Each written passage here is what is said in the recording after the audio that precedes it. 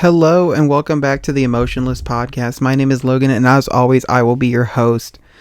I want to go ahead and give another verbal trigger warning because this story may get a little intense for some viewers. This is a part 2 in a part out of probably 40 about my experience with Title IX. I again want to disclaim that just because I had a poor experience with Title IX does not mean that Title IX is a bad tool or you should avoid it or you should be scared to report something. Title IX was abused in my case and was used improperly, and I believe that is a large portion of the reason that what happened to me happened to me. So again, please do not be afraid to use Title IX or report incidents or issues to Title IX. I'm sure whoever is handling Title IX in your case is handling it a lot better than they handled it in my case. When we left off in the last episode, I was talking about how Claire figured out that I was gay, and how I had originally wanted to hide that because I wanted people to like me for me and not like me because I'm gay. That's always been one of my biggest pet peeves, is that when people only like me because I'm gay or only are friends with me because I'm gay or use me because I'm gay. Like, I'm happy to give you my gay services, but I don't want people thinking that they should only be friends with me because I'm a gay man. Like, if that's the reason you have a friend or that you are friends with somebody, that's a pretty shitty reason, not gonna lie.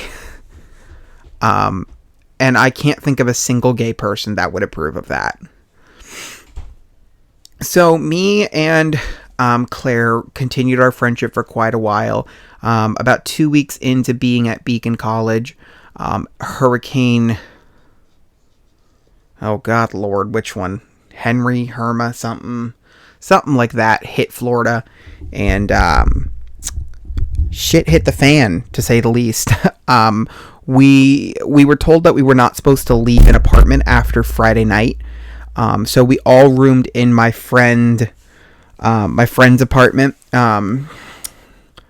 Harry's apartment, and I slept on an air mattress on the floor.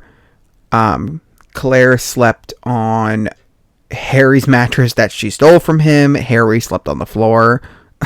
And our other friend, we'll call him Finn, slept on the couch. Those couple days were really interesting. We almost ran out of food because we were fucking pigs and we're just constantly eating. Because we were in there for like 5 days. And that was really, really interesting. And then during that time locked up, we decided that we wanted to go to Disney World, which was actually like an hour away from the college. So I called my mom and I was like, can I go to Disney World? And she's like, I was waiting for you to ask, honestly. So she bought me a ticket and we went about a week and a half later on a Saturday. And I went with Claire and Harry, because they were the only ones that could afford tickets. And because, a ticket to Disney World is like $1.5 billion. And we had a great time. It was a great day. We went to Be Our Guest for lunch, which was $80 for not enough food.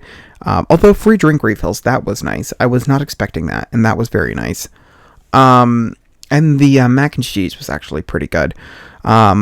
And, we rode a couple rides together. Claire didn't want to ride any of the big rides. She's just not like a big ride person, I think. Or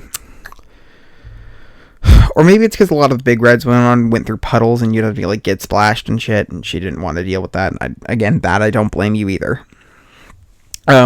We actually left for Disney at about 4:30 in the morning. And we got there at about 6:30. With traffic and getting through security and everything, getting to the front gates of the park. And to say the least, that was a long day, and we were all extremely tired by 6:30, so we ended up leaving at 6:30 and going by Chick-fil-A. I know, homophobic, whatever, fuck off. Their chicken is good, leave me alone. So we went over to Chick-fil-A, we got some lunch, and that was the end of the night. We continued hanging out for a couple weeks, everything was going really, really well. And I think our friendship was going really, really well. We would go over to each other's houses. We made a video where I was the queen, which was like this character that I invented that would put a pool noodle on her head and like tie a sheet around her as a cape. And I would just march around and be like, peasants, do my bidding. Go sit in the ostrich vomit pit. You know, I would do stupid things like that. I have a video of it somewhere. If I can find it, I might include it in this podcast, but it's very unlikely. You know, just things were going so well. And then there was the dildo incident.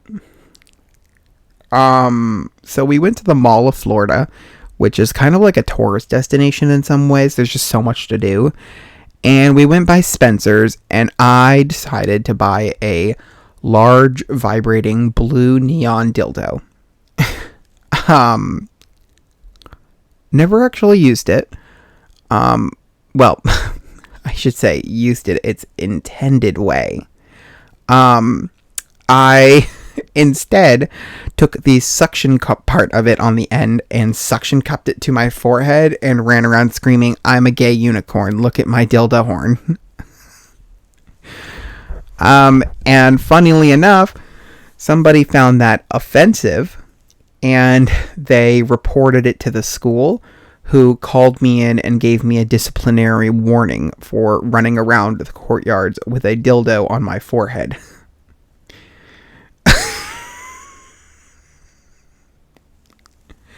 Some of these stories, I just like when I tell them into the microphone and like I can hear myself in my ears, I'm just like, yeah, that actually happened. Yeah, that's how that went. Who leaves me unsupervised? Because whoever does needs to be fired. Yeah, so it's always really funny to me, the absolutely ridiculous garbage that I do, because it's just, it gets me in so much trouble later, but in the moment I'm having so much fun that I'm just like, whee, you know. Claire would come over to my house a lot, and, you know, we would just have a good time. We slept over at each other's apartments a couple times, because we didn't have dorm rooms. We had apartments, like with like washers and dryers and fridges and stoves and individual bedrooms. You know, I shared a bedroom with somebody for a while, but it was always a lot of fun to get to be with each other in that way, just for so many reasons. We had such a good time. I think is the best way I looked at it. Things got really rough though after about the middle of September, because my friend had a car and they would let me drive it because I had a license when they were tired. And one day I drove really fast and I drove through a red light. That's the climax of the story, so don't get yourself excited. But I drove through a red light, and so his mom got the ticket and was like, "Is somebody else driving your car? Because I know you would never do this." And because of that reason, to this day, almost 3 years later, his mother still hates me. 3 years later, and his mother still hates me. So, love that for me. Bonus points, I suppose. And then late September hit. And that's when stuff gets really rough, and that I'm going to talk about in the next episode. But yeah, things got really, really rough in the end of September. Thank you so much for watching. I hope you enjoyed this podcast. I will talk to you guys later. Make sure you take care of your mental health, because it is the most important thing in the world. See a therapist if you need one. Reach out to all sorts of therapy apps. I've seen BetterHelp a lot on TikTok. They are not sponsoring this video, but they seem like a really good thing, and I know one of my friends used it and had a really good experience. Thank you again so much for watching, and I'll see y'all later.